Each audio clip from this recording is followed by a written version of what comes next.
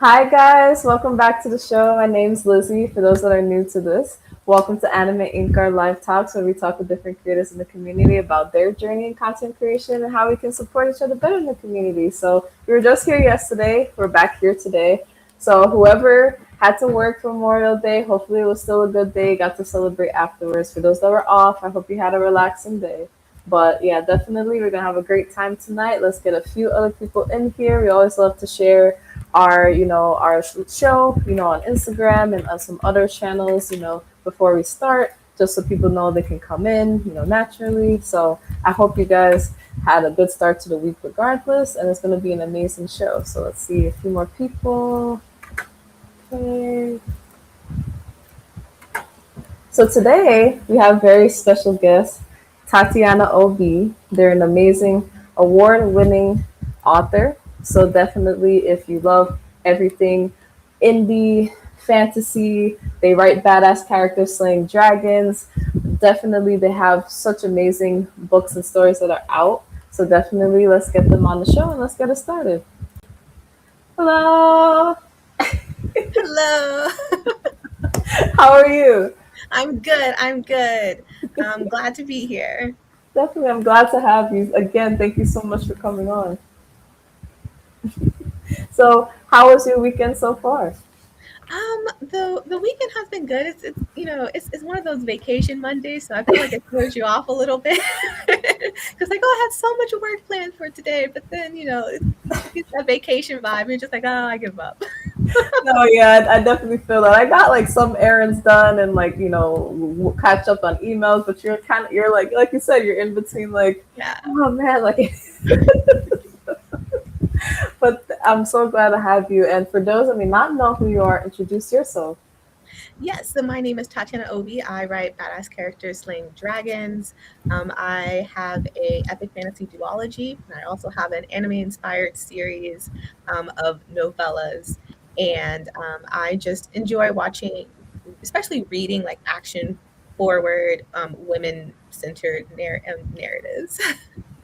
Yeah, definitely. And the first thing I wanted to ask is, what inspired you to start writing? Yes. So I'm definitely one of those writers who have been writing ever since I was little. Um, like ever since I kind of like started to read, I remember picking up one of those, like it was Dragon Quest game guide, like a Dragon Warrior Dragon Quest Mm, game guide. And mhm, like at the back of the game guide, it had all of the clothing and the monsters that the characters would wear. And mhm. I didn't at the time didn't play the game, but I was like, this is just like little me in elementary school. I'm like, this is so cool. I want it. It's just like an art book. And so Yeah. like I created a story around that. Like I would like draw the clothing and the weapons from from the book into my story. And I just running around elementary school, little black girl, just like, hey, the stories. So like, I always like, even from a young age, it's just like, yeah, I want like a party of adventurers, like going on adventures and slaying dragons and working together. And that's when I was elementary school. And so I've been writing ever since then. Have I've written in high school, like I did my senior thesis specifically on the publishing industry. I took a little bit of break in college, wrote fan fiction for a while, and then after that, I wrote a little bit, but it wasn't really until COVID, where like COVID really made you sit with a lot of things, and it was one of those things. Well, it's one of those things where it's like, well, like tomorrow's not promised. So if that's the case, I want to at least try and kind of go for it and do my dreams, right? So like with a lot of this, the sinless money I saved up, and then for that first year, I started my own publishing company, and I published my first two books within that first year. That's amazing, and I'm so glad to hear that like your love of writing goes so far back. And I wanted to ask because a lot of your stories is like centered around like fantasy, and you are a fellow blur because I know for Sister Samurai, like it's like inspired by like samurai shampoo and like Yes, it's just yeah. badass black women just slaying everything. So I wanted to ask them, how was it growing up for you? Being a blurred and loving what you love, and what sparked like the fantasy side of things. Loving that and being inspired to write your own stories that are centered around those type of books. Yeah, I think I've always been drawn to the fantasy, right? Mhm. Like I think one of my very first fantasy books I picked up was at, one of the Scholastic book fairs. And it was just the Mhm. cover. Like sometimes the cover of the book like really strikes you. And it Mhm. was The Dragons of Autumn Twilight by Margaret Weis and Tracy Hickman. And like I picked that one up, and my love of like epic fantasy particularly just kind of was it from there. But then I also grew up in that like golden age of anime here in America, right? Where you go off of you finish school and and Toonami's there, and you also wake up on Saturday mornings and like watch Sailor Moon, and it's just like that golden age of anime. I enjoyed it because as a young kid you didn't see a lot of like black characterization and black representation in Western cartoons at all. And so Mhm. when anime came, I feel like as a kid you kind of knew this was different. Yeah. Like, oh wait a minute, this is kind of cool. I don't know what's going on here. But like, and then my dad was also a really big fan of anime as well. So we kind of related with that on that aspect. But kind of just growing up as a blurred, it's not as mainstream as it is now. Like I come to the yard, my Pokemon cards, they be like, but you're a girl. Yeah. But I'm like, but I want someone to play with me. But yeah, like I grew up like, like with the Game Boys and playing Pokemon and Dragon Warriors, Fire Emblem. Like I love the RPGs. So I Mhm. love watching anime. Like I love reading fantasy. Like I was just very You're strong, out there. tactical on all sides. That's amazing. And also I just like you have so many amazing stories. So I wanted to talk about like, one of your debuts, which is the Mhm. Forging of an Age duology. So you have, Bones to the Wind #1, and then you have Dragon Your Bones. So I wanted to ask, what was the inspiration for Bones to the Wind to start off? And congratulations for it being a BBA award winner and the Thank Indie, you. Inc. award finalist and runner up. So I wanted to ask what inspired that story, and for those who may not know what the story is about. Yeah, so A Forging of Age duology, that one is about a coming of age competition in the desert, about two rivals competing to slay dragons on wind ships. And one of the inspirations for it is there are two very particular inspirations for this duology. And one of them is I felt that a lot of coming of age stories didn't really represent my experiences as a Black girl growing up in America. Mhm. Um, the stories that we do have felt very like decentered, and I want something that kind of really embraced our experiences and expressed the experiences I knew it. So I wanted to write a coming of age story that more closely reflected that experience. Two, I love anime and I love rivals, and I'm a big shonen person. And I really wanted to write two female rivals because I felt like we hadn't had that yet, really, right? Like we have like Goku versus Vegeta, Naruto versus Sasuke, Bakugo versus Ichigo, Midoriya, right? Yeah. We didn't have good female rivals, like not the type that compete against each other and push each other. And that I really wanted to bring that and write that into the book as well. But that particular story, I'd actually initially wrote a version of it in high school, but it took me all 4 years to write it. And by the time I wrote it at the end, I kind of fell out of love with it because one, I had become a better writer at that time too. Um, and so I kind of just set it down for a little bit. But when I got to that point, like during COVID, during I want to publish a book, what book I wanted to publish, I was like, I wanted to come back to that story because the characters of that particular story has stuck with me for all these years. And I knew I needed to tell their story first. Um, so I actually like rewrote the entire story because I wanted to give these characters a better story that I thought was deserving of them, and so that's where the duology came into being. That's awesome. And for those that may not know about Dragging Your Bones as well, for to share to this, to talk about both of them in the duology. Yeah, so the duology is the sequel to the first book. And I actually, when I initially wrote it, I wrote it as one large story. Like, it was really huge. But let me tell you, indie publishing is not kind to publishing big Yeah. books. Yeah. Mm. Like, especially when, I want my work to be polished. I want my work to be professional. I'm a very professional that way in the way that I present things. And so, I hired a copy editor, I hired proofreader, but those charge by the word. And Yeah. when you have a 240,000 word book, that's a very huge and expensive. So I ended up splitting that story into two. And just the realities of being an indie, right? Like, if I hadn't published that first book, the second book would not have happened. I would not have had the money for it. And so I'm very, very, very grateful for everyone who picked up that first book and helped me complete the series and just get my vision of what the story was out into the world. Yeah, definitely. And I also wanted to talk about Sister Samurai, which is, you have the Return to Sister Samurai, which is a sequel that came out last year. And I wanted to ask, what was the inspiration for that story and what has been the impact? Because, first off, congratulations on the success of it. I've seen from all the reviews of it to, you traveling for multiple book tours about it, different podcasts. It's really taken off and people have appreciated it so much. So I wanted to ask, what inspired the story? How has the impact been for you? Because to be nominated for the amount that you have. Yeah, well, I'm sure no one will be surprised now. This is anime. And it after writing such a big story like the duology, it was huge. And so I kind of wanted to, like, have a little bit of fun with my next project, something small, something sweet, something a little bit of fun. And this story particularly had been kind of percolating in my head for a bit.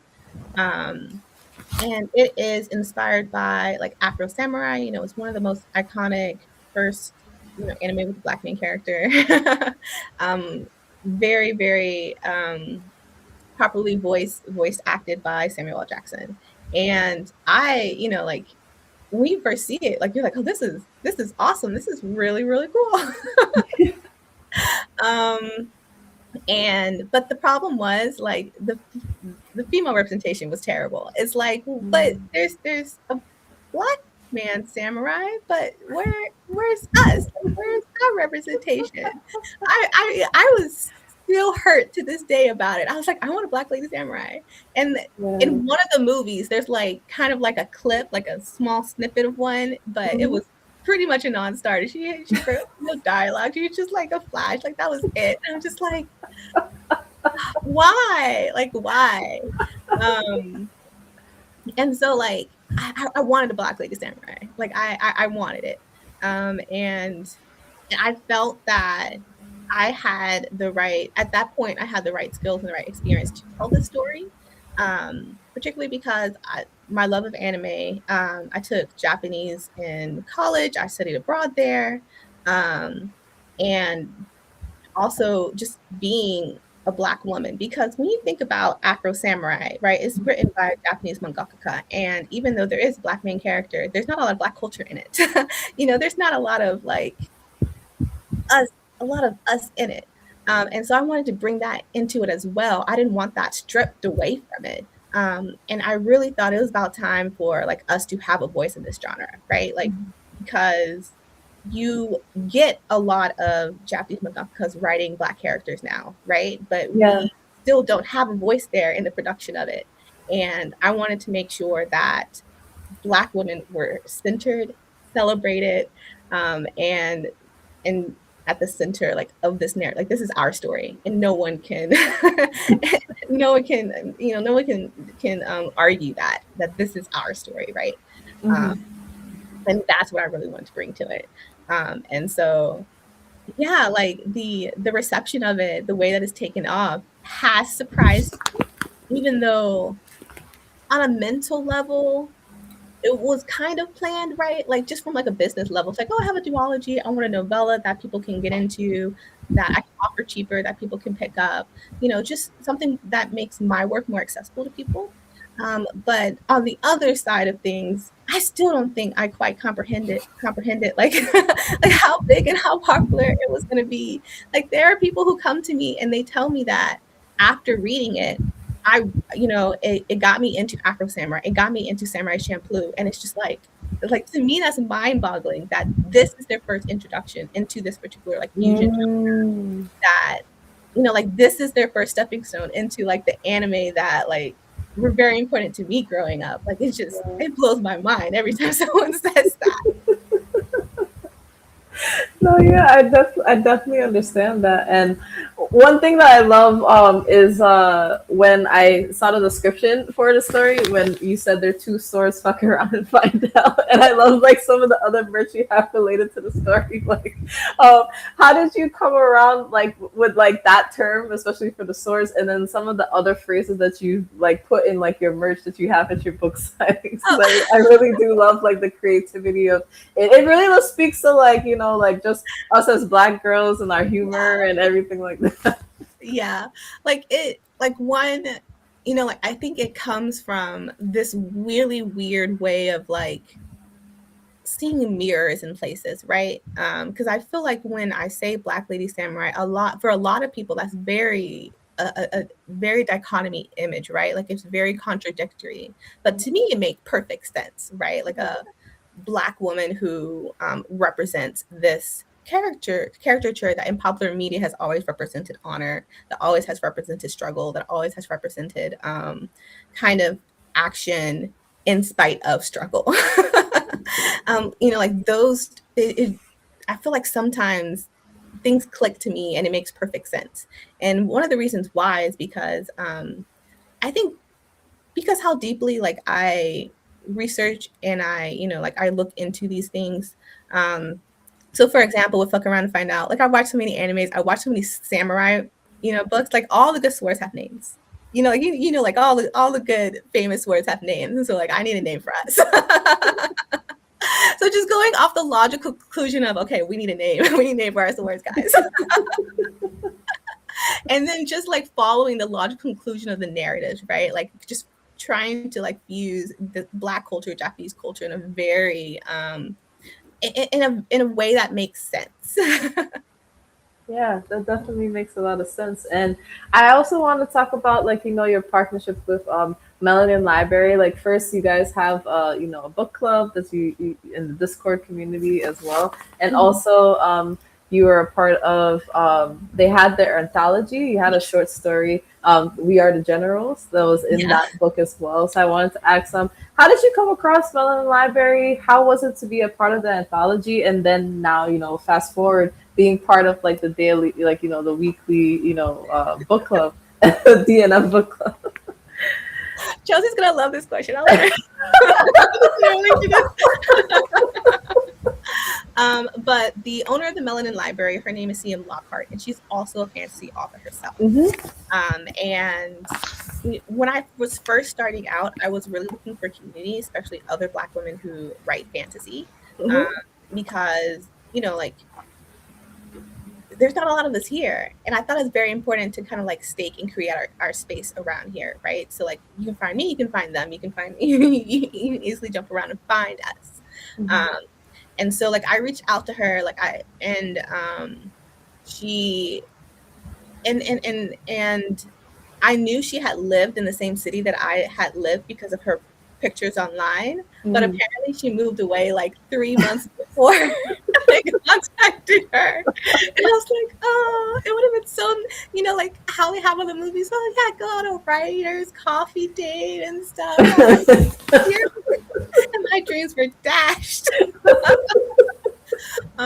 But we've kind of like kept up with each other and kept up with communication with each other for a while. And so when she had the idea of doing the anthology, I was, like definitely wanted to be involved. The anthology, particularly, like all of the funds go to the domain cost for the Melanin Library to make sure it keeps it's running, to make sure it keeps going. And the Melanin Library is a database of Black books. So, people really don't have any excuse to be like, I Like, can't. where are they? Where are they? Like, here's the whole website that you can, it has filters. Like, you can filter like romance here, what the date released here. Like, there is no excuse. There are absolutely resources out there. So please go check out the Mellon Library, go donate to them. It's an excellent resource. But that's how I got drafted into the anthology. And I was one of the Bowman's editors in Hmm. the anthology, and it was just a great learning experience. It was, we wanted to have a showcase of Black fantasy.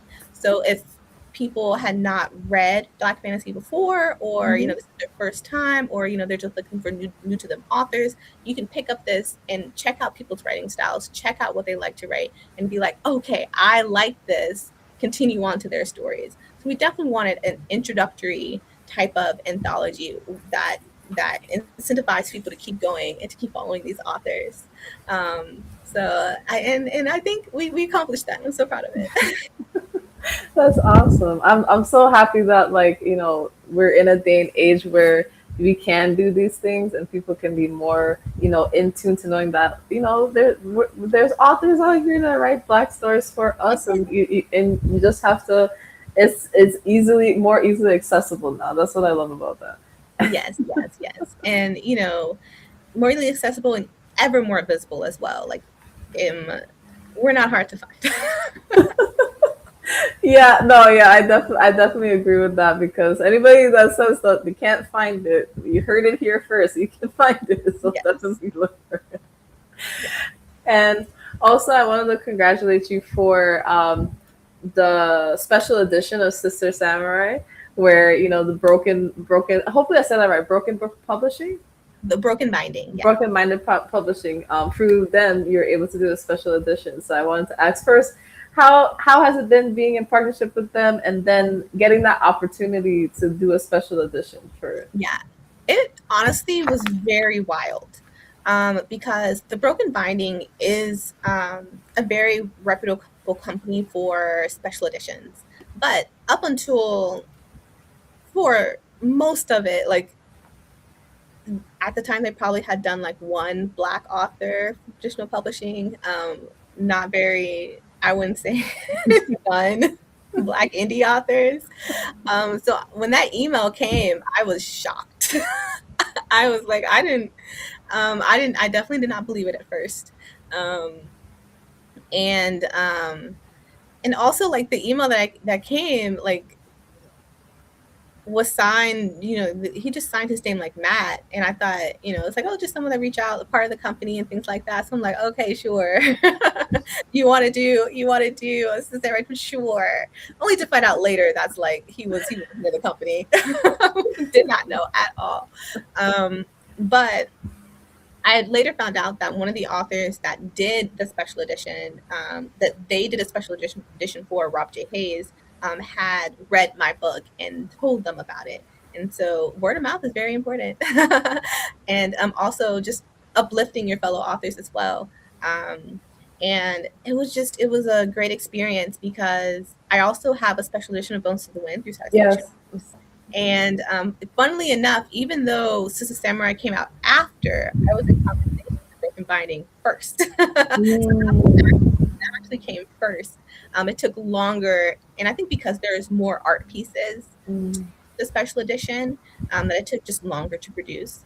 Um, but man, to be sitting on all that amazing art for so long and not being able to tell it, not being able to tell you, I was so excited when it finally dropped. I was like, yes, look at all this hard work we've been working on.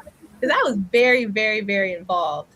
Because as I said before, they had to work with many Black authors and Black authors. I'm like, look, I need y'all to get these illustrations correct. I need Black characters. I need that melon to be popping. Okay? I need to see it. So I was very, very particular, but they were they were a great company to work with. They were very open, very communicative. I honestly have no complaints working with them. Um, they did a very good job, and so I'm excited that the special edition is in their hands. It is still available on the Broken Binding website, and yeah. It also blows my mind when like people like tell me they're like, yeah, this is one of my favorite special editions ever. And it's like, I'm glad I worked so hard. I definitely understand that, and I also I love to find out when I was doing a little bit of research that some of your short stories you've been able to do your like your own artwork because you have a background like in art. You know, you had took a break, but then you came back to it for some of your stories in terms of the illustrations. Like for example, A Winter Marvel was just a short story that you had wrote as well. So I just wanted to like ask a little bit of your background on the art and how it's been like doing. You know, I know you have like illustrators for a lot Yeah, of your stories, but sometimes you do your own art for some of the covers for your short stories. So I wanted to ask, how has that been that experience? Getting back into it, a little bit yeah. after taking a break. It's been quite a break. Like when I tell you, I definitely didn't know that this was the road that things were going to take. But like I used to draw in high school, just one of those kids that very hard to focus. So like I would draw while the teacher was lecturing, things like that, just to Mhm, kind of like focus me a little bit. mhm, Um, and so most of drawing I had done during high school. Um, and then I published a book, and suddenly one of the marketing tools that people use is character art. Like mm, they post a lot of character art to get people interested in things, and I'm just mhm. like, that's expensive. I used to draw. Maybe I should get back into it. And so like it is interesting because it's picking it back up, but in a digital space now, Mhm. right? Like when I dropped it, I was drawing on paper and now I'm drawing on the computer. So that was, like very different switch, right? Um And so, and I wouldn't say like I'm the best drawer ever, but I am proud of I've gotten better and I've gotten better at it. So here I'll show because Mhm. I do have some of the books here. Um, Oh, nice. so like I do some merch for Sister Samurai, and like in the second book, there's 4 main characters. So in Mhm. before the main character's chapter, I do like little title cards, and so like Yeah. kind of like on anime during the commercials, Oh I have yeah. their stats and like everything. So I drew all of these pictures Oh, for all of the characters. oh, that's so cute. Because yeah. That's cute. And so like now that I do in-person events, right? Like I sell kind of like stickers and things like that. And it's like, I'm actually making money off this art. I would not have ever expected that. But yeah, I can do like cute little things. And it's so funny that you mentioned about the short story because I actually just finished drawing the cover for Today We Are Generals. And I was planning on dropping a couple weeks. That's awesome. It's funny that you said that because I just finished. And I was like, oh, this is cute. So I can't wait to show you guys. Yeah, I'm gonna be on the lookout for that post. But no, I love when like there's certain skills and things that you bring back, like for certain things. Because like for example, for me, I didn't think I would come back to cosplay trying to promote my brand, and because I do a lot of like anime inspired art before I started the podcasting part of it, and Yeah. I just ended up cosplaying because I got so because of that. So it's always nice to see like to ask people, especially because there's certain skills you don't think you're gonna pick up when you start certain things. Yeah, yeah. And then, and I think like in-person events has changed my perspective too, right? Like it's very often that um, sometimes I'm the only Black girl in the room. Mm, And like to be able to like have merch, right? Where even if people don't read the book, mhm. but like little girls are like pick up the stickers and they're like, this is me. And I'm just like, I'll make more stickers. Yeah, that's definitely I think that's like the rewarding part of it. Yeah, yeah. So, it definitely has inspired me. Like I'm just like, like it feels right. And it feels like I'm definitely kind of in the spot that I'm supposed to do. And I just want to create. It inspires me just to create and to create more, regardless of whether that's text or through art. Yeah, it's or definitely visual true. art. Yeah, that's definitely true. And I also wanted to talk about Project Vincent. You had like a title reveal for the Leviathan of the Lament Sea, a Dragonfire adventure. And I know, it's been a process because there's so many things that you're doing, you also like between clients and writing and everything. So I Yeah. just wanted to ask about the project, how it's been, what's the progress on it? Because I know it's not out yet. You did like the beta reading, in March. So I just wanted to give you that time to talk about it because it is something that you're very passionate about as well, and you want to, have it come out. Yeah. It's definitely a full grown novel. Like it's another Mm. chonker epic fantasy book. Um, but like one of the reasons why like I get so passionate about some of the stories is like even to this day, like I still really haven't read it. Like it still doesn't exist yet, right? Like just Mm. kind of like a Black girl going off on adventures, like slaying dragons. And but also like it being fun, being like humorous, it being like action packed and just fun to follow. And that's kind of what like the Leviathan of the Lament Sea is. It's connected to my duology universe. It is in the same universe. It follows the main character of that character. She goes off on other adventures. And I think I started writing it like almost a year ago. Like I'm Mm. coming up on a year and a half to 2 years of working on this. Um, Yeah. and it's I mean it's kind of nice to have a long series and then also kind of juggling with smaller works. So at least I'm coming out with something every year because otherwise these take forever. Yeah. So I'd recently given it to beta readers and I got their feedback back. And so I'm kind of still sitting on their feedback in regards to like the changes that I want to make. Um, and the reason why I kind of like put it to the side because I realized I was coming up until crunch time because I Mm. am currently writing the Sister Samurai, the third book in the series. Mm. And Mhm. I had announced when the second book come out that's going to come out in fall of 2026. So I was like, oh, it's going to come out in fall. I got to get on that. So I did put the Leviathan aside so I could Yeah. the third book. I'm almost done with the second draft this month. I'm hoping Okay. to do the third draft next month, and they'll be off to beta readers after that. So I'm on schedule for that book to come out like around October, November of this year. But so the Leviathan definitely is going to come out till probably 2027, spring of 2027. But it's just the logistics of big books like that, right? Like when you have a big book, you have to give proofreaders more time to read it. You have to give copy editors more time to read it. You have to give beta Mhm. readers more time to read it. So it definitely goes at a much more slower pace than a shorter book. Mhm. Um, Completely different rhythm. So in regards to my release schedule, the third book of the Sister Samurai, that one's coming out next, and Okay. then the Leviathan will come out. Yeah, Oh yeah, I know. One good mutual is gonna be very happy if they watch if they watch this back up. Room full of players. You heard that? You heard that? So definitely be on the lookout because I know. I think I saw a comment on one of the posts when you were talking about Sister Summer. They really want this. yeah, they do. I'm like, oh, I gotta get the people what they want. Yeah, they're gonna be so excited. Yeah, So.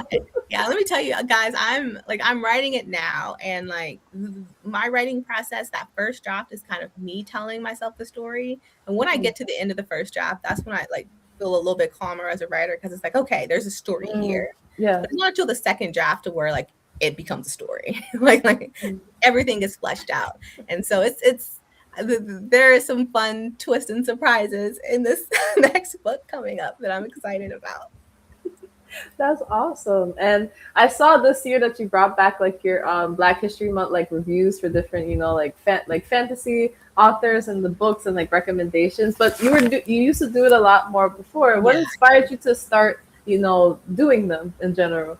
Because at that point, no one was talking about Black indie fantasy. Like, you ask someone to name a Black indie fantasy, they couldn't name anyone. Mm. Um, we weren't like around 2022.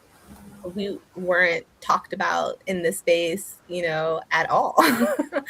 People didn't even know like we really existed, especially in the epic fantasy space. And I'm not speaking about like romance or anything like that. Those are like really more bigger genres and much more visible. Yeah. In regards to like Black authors writing fantasy in the indie space, we just simply weren't visible at the time. And I wanted to, quite frankly, like I was picking up these books, I was reading these books, and I was like, we're just as good as every other indie author. Like we're just good as all these authors. Our stories are just as good. It's just people don't know about them. People don't, people can't find them. And so it's like, fine. And then I will do it. So I started doing a series of particularly Black History Month, of acknowledging and recognizing all of these Black authors who are writing in this genre. And I would say that we are much more visible now in 2026 than we were in 2022. I don't feel as much of a need to like do it as much, because you are starting to get, like, for example, when people ask for recommendations online, we'll post indie books beside trad books, right? So you are getting, a shift, which is exciting, right? Like you are getting a shift of like more like indie curious, more Black and curious readers, and that always makes me happy.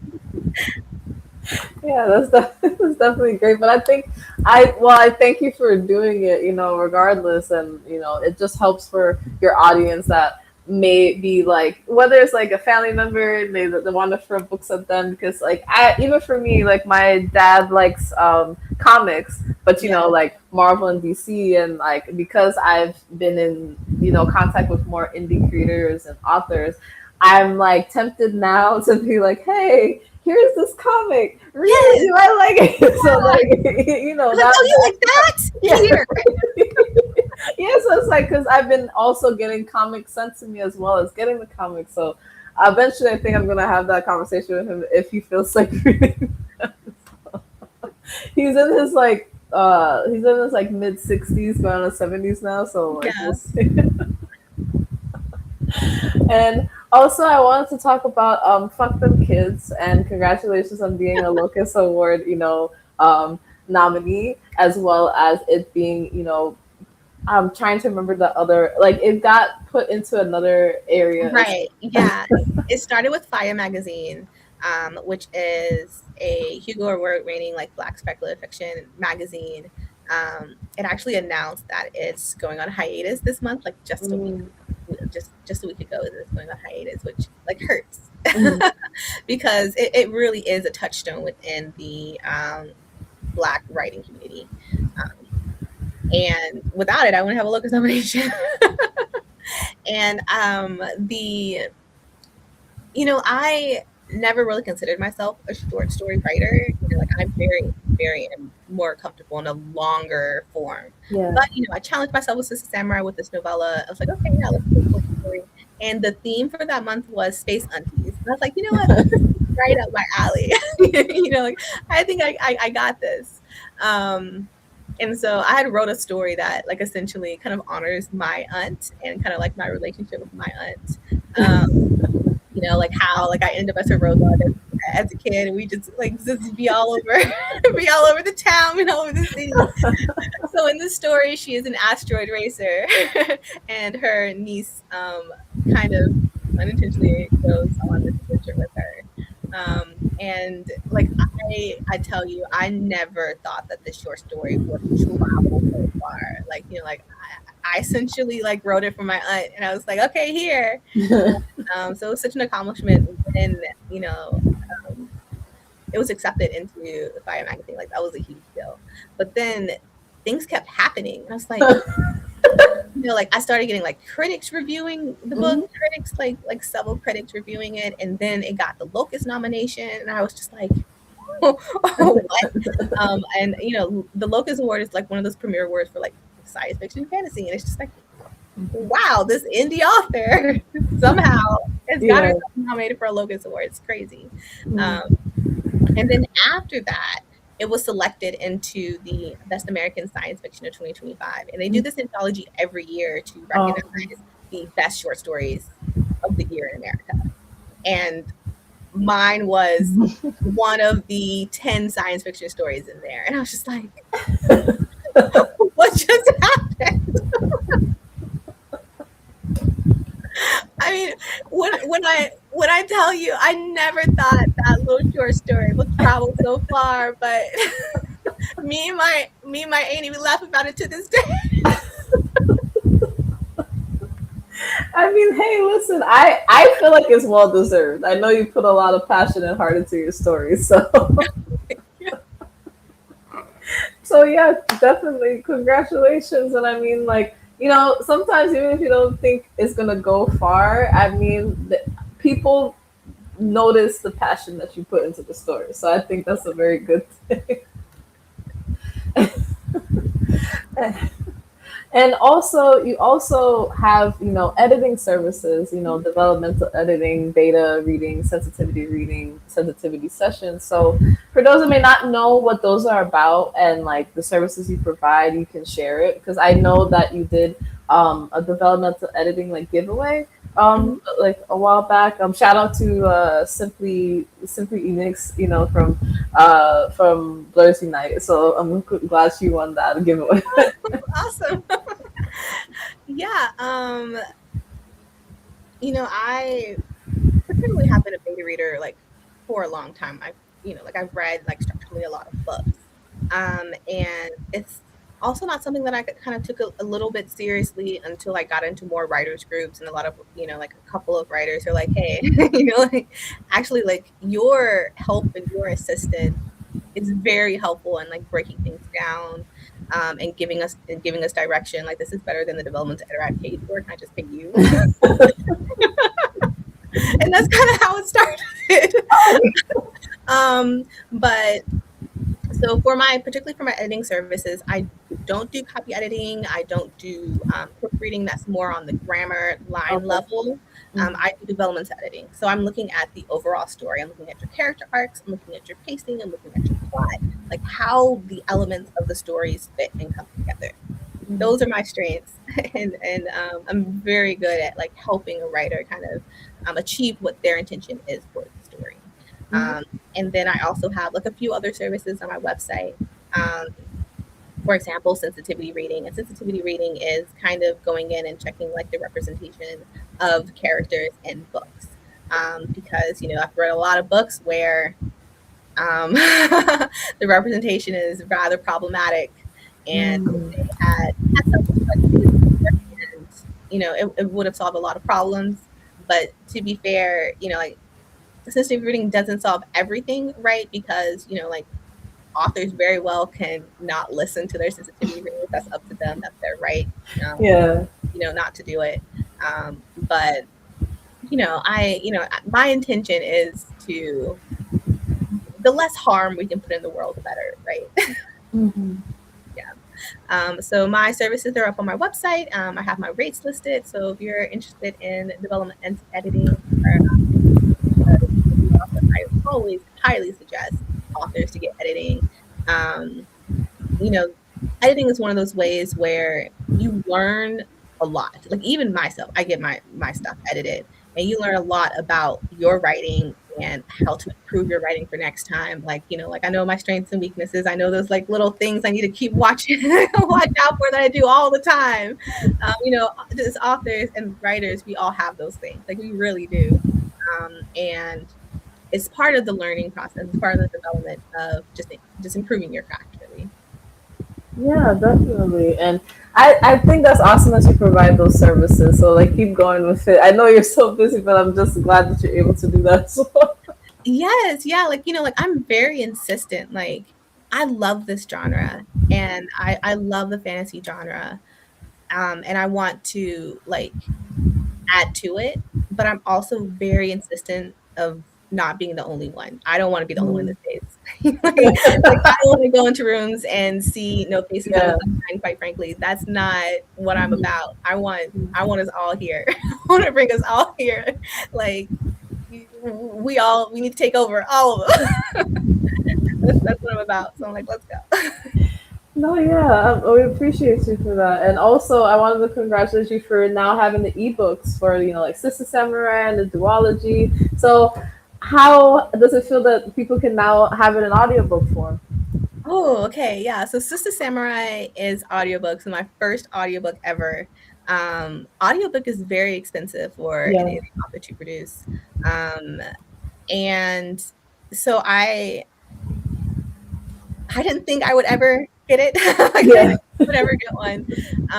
But if there's one very constant refrain I've heard at in-person events, one is like, "Do you have an audiobook? Do you have an audiobook? Do you have an Mm, audiobook?" yeah. So I did it for those people who wanted audio. Yeah. And they can stop asking me. Um, but and I figured if I was going to do one, I wouldn't start with my first book, Bones to the Wind. I would rather start with Sister Samurai. It's a novella. It's shorter. It's just more accessible and easier for me to like tackle this because I personally don't listen to audiobooks. I kind of struggle with them. Like my attention span just goes, ooh,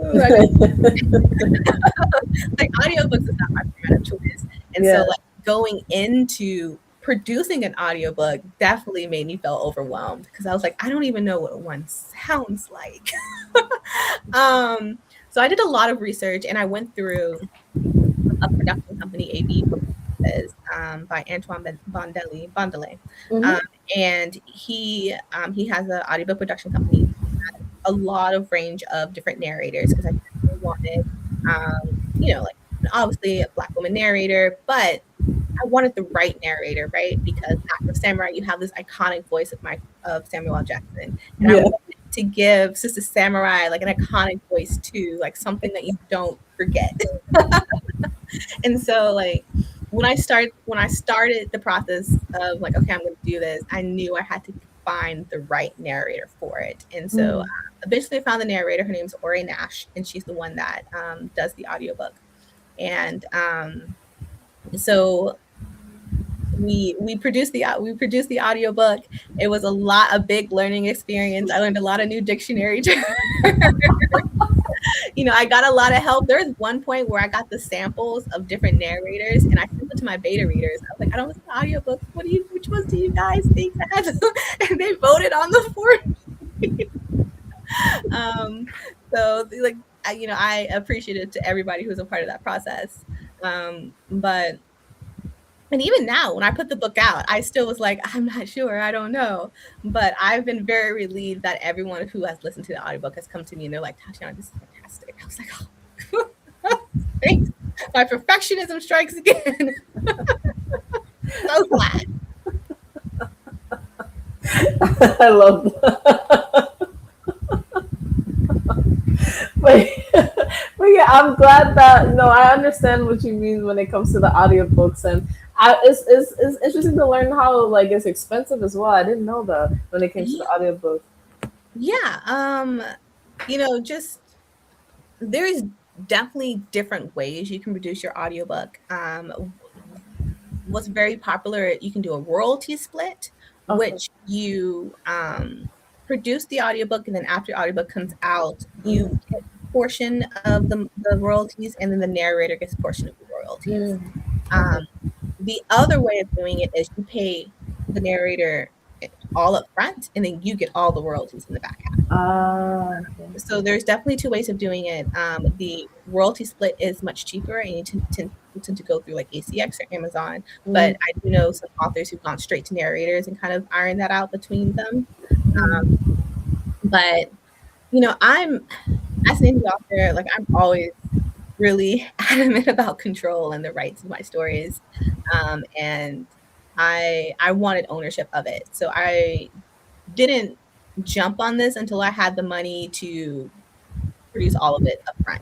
mm. And I didn't, and this is where my in-person events come from. If I didn't have my in-person events, if you bought a book from me in person, Oh yeah, I that's, definitely that's understand. how we got the audiobook for the book. Yeah. So I appreciate all of you. But for example, um, like this book, which was only 30,000 words, it was about like 1,400 to produce. Now, I did get a little bit of bells and whistles and like some music and stuff like that, but I wouldn't say it was that expensive. But it also depends on your narrator too, because each narrator charges a different rate per hour. Um, Mm, and so some narrators are cheaper than others, and some narrators are more expensive than others. So that also factors a huge cost, huge into the cost.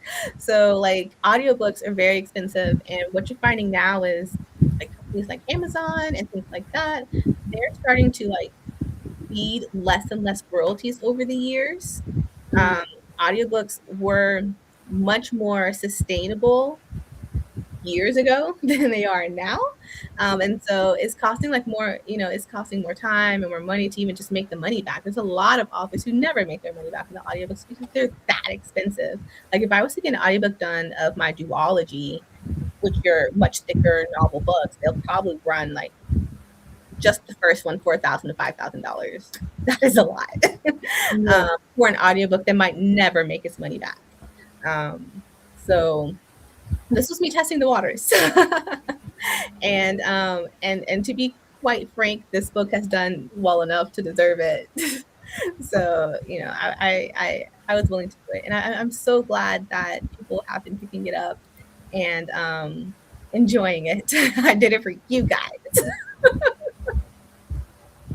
Well, I'm pretty sure they're glad that that you did. But thank you so much for thank you so much for letting me know that and that's like good information. I always love learning like new things, especially when it comes to like the author space that I may not have known about. Yeah, yeah, yeah. Definitely. And also, I wanted to ask, how do you deal with just everything that you're doing, and if you ever experience burnout, and how you just stay motivated to keep doing what you're doing? Because it's between clients and then writing and then going to signings and book signings and different events. It's a lot. So Yeah, yeah, it's a lot. Honestly, I don't know. I try to pace myself. I also try to be kind and gracious to myself. Like I definitely set very hard deadlines on getting things done, and I am very um, regimented in that way. Um, when I set a deadline, I usually meet it, but I'm very serious about it, and I tell everyone around me, like, "Look, I'm writing. I'm trying to get this done." Um, but I also try to put in times of like taking breaks and things like that. One thing that I've started to do is, before, especially when I was writing the Leviathan, which was a really big book, I would write from like 8 o'clock in the morning to 8 in the morning because I kind of do this full time with all the things I juggle, right? Um, and that was just every day. And I was like, I can't maintain that. I can't sustain that. I can't do that. So one thing that I've started to do is like on the weekends, I was like, okay, this is my dedicated time to draw. I would draw this weekend. I'll use a different side of my brain. I will kind of just do something different. So like on the weekends, I'll draw, and during the week, I'll write. Um, and I think that combination works really well. One thing I've also have done is kind of taking a little bit of step back from social media. I was a lot more active on social media before, and I'm usually more active on social media leading up to a release.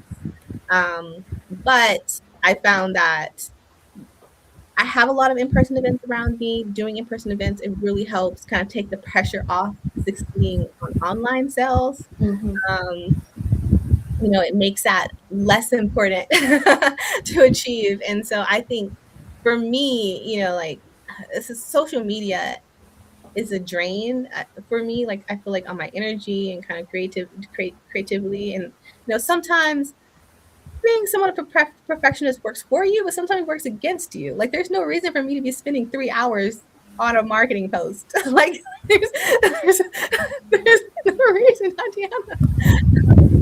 So sometimes just stepping back away from it helps a lot because I always have to focus on like why I'm here, right? Like I'm a writer, and I want to make sure that I'm telling stories for a very long time. I want to make sure that I can sustain this as a business and for the long term.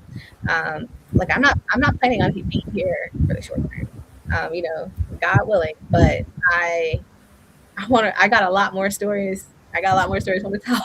I got a lot more stories I want to write.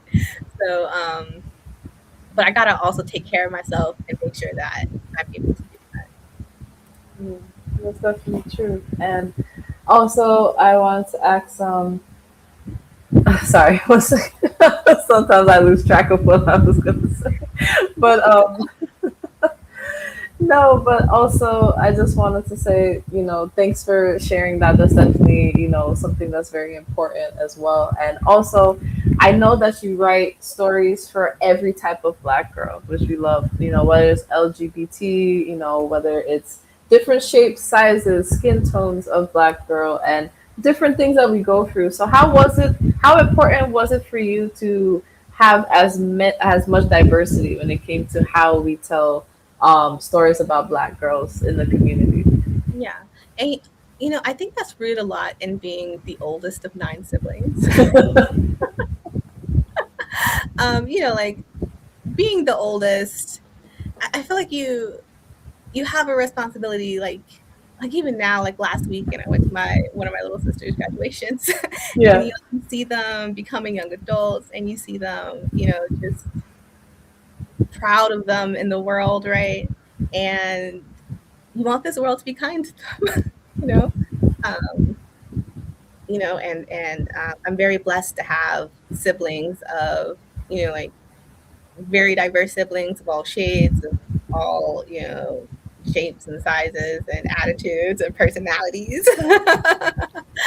And so, like I want the world to see them, and to see them as people, and to empathize with them, and like read a book like Sister Samurai, and that's in your head when you're interact with Black women your day to day. And because books are important, right? Like they help us empathize, they help us see people from different point of views, they help us see people from different perspectives, they help us see different experiences, and just being able to kind of live in that experience for a while is important. um, we live in a world where right now DEI is a bad word. Yeah. Diversity, equity, inclusion is a bad word, but it's demonized because it's so important, right? It's so important to those building blocks of community, so important to those building blocks of society, of like how we come together and care for each other, and see value in one another. So it's so very important to show this diversity, because as we always are saying, the Black people are a monolith, like we aren't. And I want to show that too. Like we have so many different experiences, um, whether that's even just simple things as different, like socioeconomic, simple things as neurodivergences, simple things as just the way that we move through the world can be very different depending on so many different backgrounds that we come from, even though we are all Black women. And that's also important. It's also important to show that like we are people. And yeah, and so that's very important. That's true. And also, I wanted to talk about Cake and Prose. How it's been to be part of that event, because I know that they do live readings, I believe, right, of like your Yeah, work. So how has it been to do that type of event? that that was so Cake and Prose is a local event here in Dallas that's connected to the local writers organization, the Writers Garret. And 2 times a year, they honor or they feature a local author in their work. And they offer cake, they offer like little refreshments, but they get different voice actors here around Dallas um, to come and read different parts of their work, and to do readings. And so, and Dallas has a very particular like big theater community. We also have a very big voice actor community, since Funimation is located here. Um, so like it's a very very awesome event to showcase both voice actors and showcase authors as well, and kind of just to bring those communities together. And so when they reached out to me and they're like, "Oh, you want to be a featured author?" I was like, "What? this is this is." Um, and yeah, like you don't.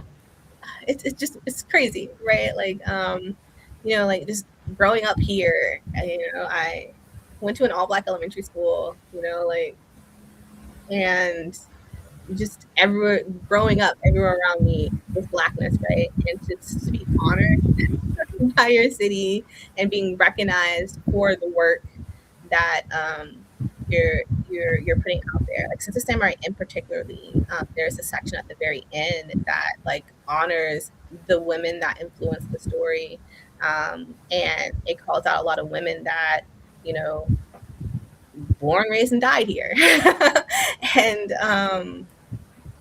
to have them acknowledged through that was it's just something so very very special, and yeah, I'll always, that one's always going to be a warm one in my heart.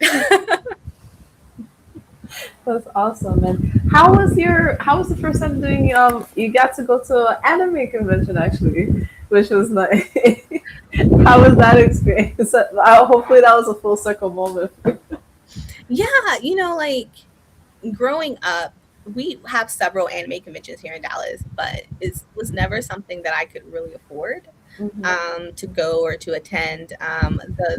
The farthest I got was like the free access artist alley, which is fun in of itself, right? But like the other levels and everything else, you have to like pay to get to those, and so like I never really did that or had access to it. But you know, growing up, I was a really big blur, and I was like always wanted to do that. And like, oh, that sounds very fun.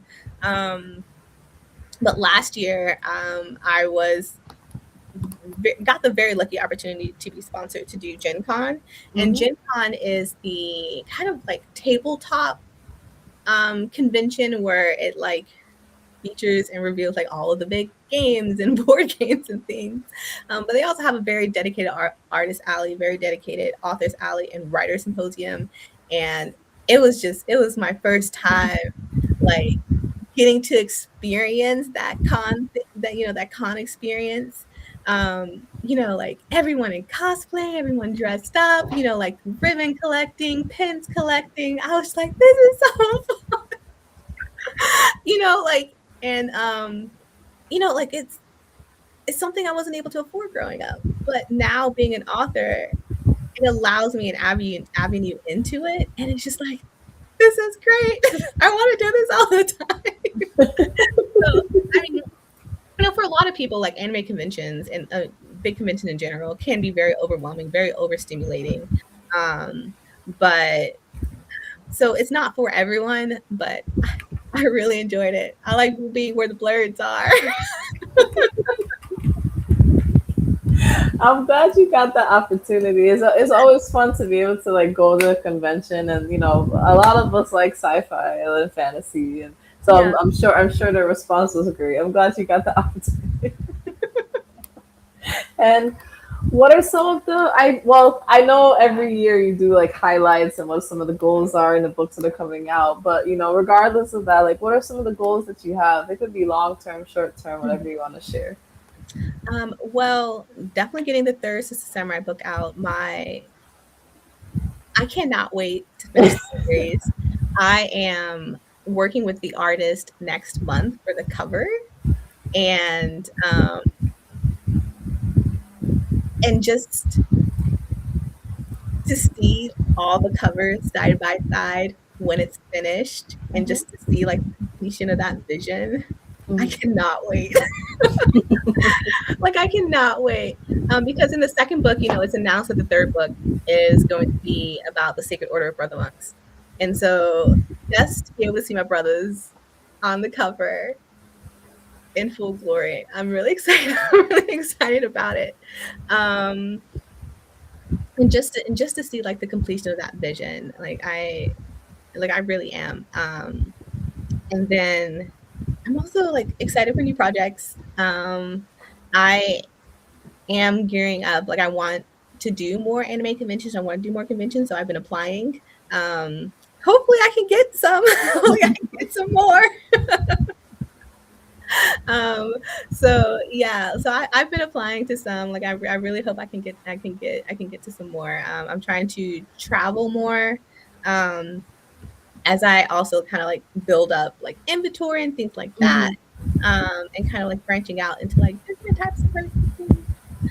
For example, one of the things I get a lot at my table is, "Do you got an audiobook?" But I also get very frequently is, "Do you have art prints?" Like art prints of the cover, Hmm. like posters to the covers and things like that. Hmm. And not all authors are able to sell the posters of their books because of Mm, certain rights issues, right? mm, Um, there is like kind of like the basic standard um, rights that you have, but then you can kind of pay extra for commercial rights. And I actually do own commercial rights or commercial license to all of my covers, so I can't sell them as posters.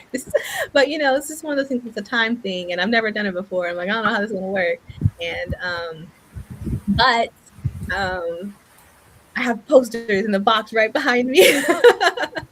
And so I'm very excited to offer that since people have been asking for them.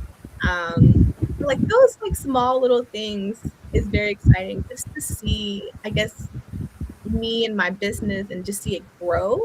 Um, and just to feel like I'm really like staking a place here, right? Like I want people like, oh, you want badass black ladies? You want badass ladies carrying swords? You know where to go.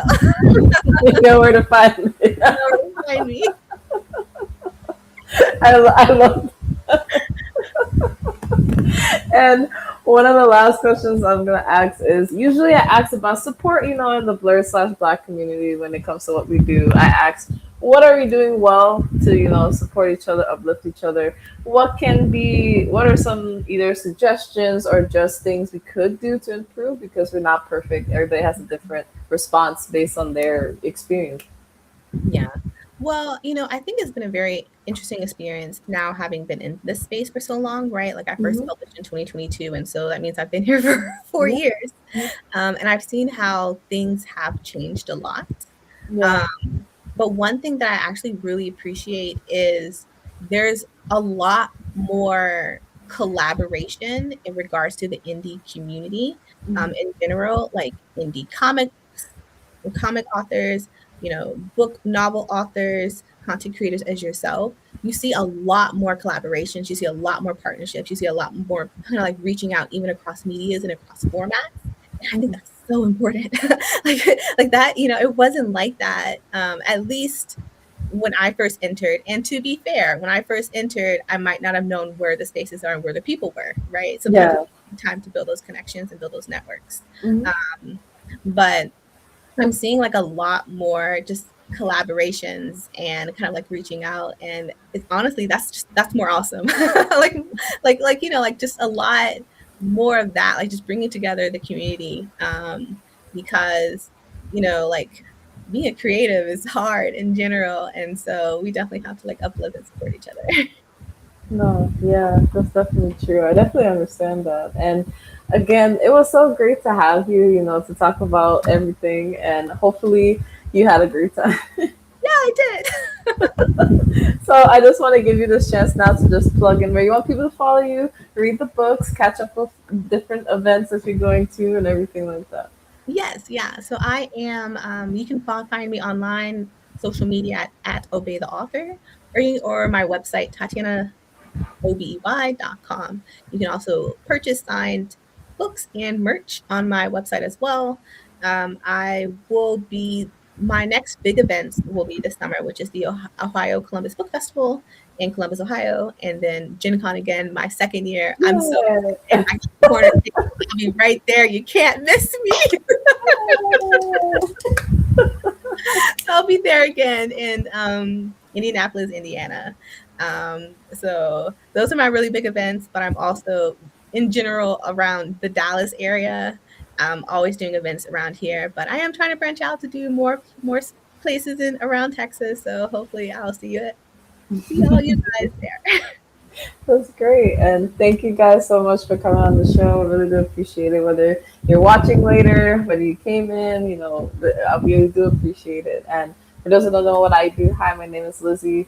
I have my art brand where I digitally draw, digitally edit. It's, Japanese inspired, anime inspired art. So we have the Anime InkArt one page where we do our art. It's expanded to where we support different people in the community. Therefore, that's where the podcasting came in. Originally, it was Anime InkArt Black Brand Spotlights, where we would spotlight people on our page while we do our own content, share it in the stories, and tag everywhere that you can follow them. And it's kind of expanded to Anime Inkart Live Talks because we needed a better way to actually interact with people and talk with people, get out of our comfort zone in terms of in that sense. So if you want to be part of the show, it's an easy process. We're not doing open calls for a little bit, but we always you can reach out to me, through DM. We'll give you the form. The form is in the link tree in the bio if you want to get a commission. Is also in the link tree. Shopify and the Redbubble. And we also have TikTok. We're not on it as much, but it is there in the link tree. We have our portfolio as well as our and everything that you need there when it comes and Facebook and all those things. Also join the broadcast channel where you get updates on everything that we do. We also cosplay as well to promote. It was started with us trying to promote our art, but we like doing it as well. So you will see us cosplay.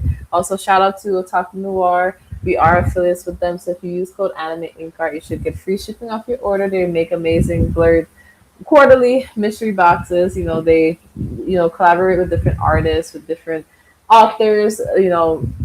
Anything blurred that you can think of is usually in that box. So the Sirens box is coming out, and that you have until May 31st to pre-order, and then they should ship out in June. So definitely get on that. Use the code.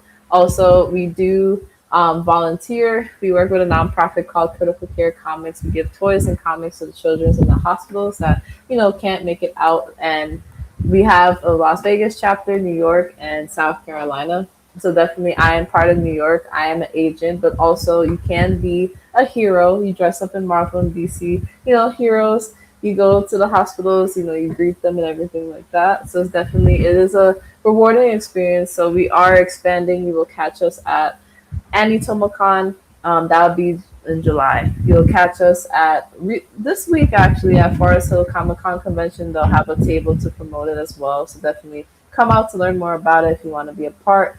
Go to the website on their Instagram. They may have the link to it. So if you want to donate or if you want to be a member, if it's New York chapter, at some point probably I might interview you. You never know. So definitely it'll be fun to have you.